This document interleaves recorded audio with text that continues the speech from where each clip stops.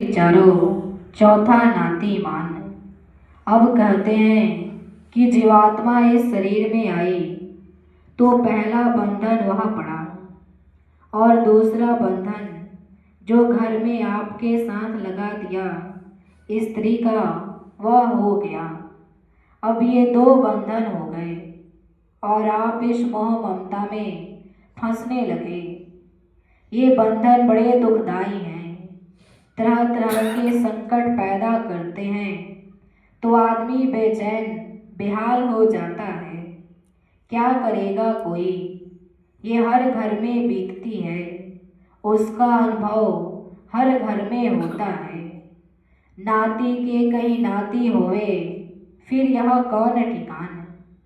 अब कहते हैं कि एक बंधन अपना एक स्त्री का, फिर जो बच्चे बच्चियां पैदा हुए उनका, ये बच्चे बड़े हुए उनकी शादी की तो उनके बच्चों का बच्चा का बंधन।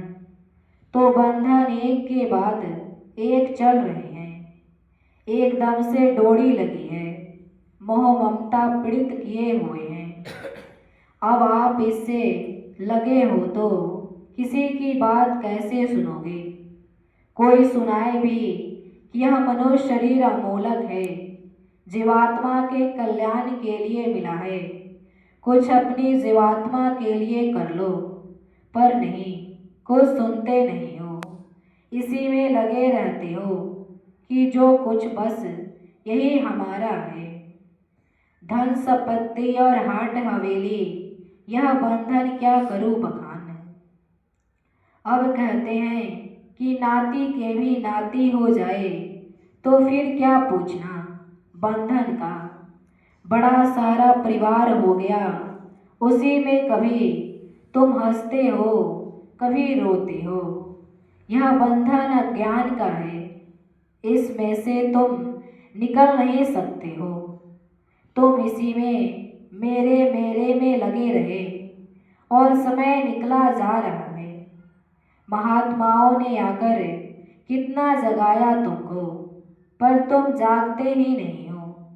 मेहनत करने से सब कुछ बदल जाते हैं, अच्छे से अच्छे और खराब से खराब।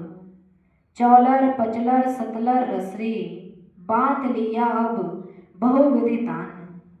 महापुरुष कहते हैं कि उसके पास धन भी हवेली भी और मान मर्यादा भी उसके पास है।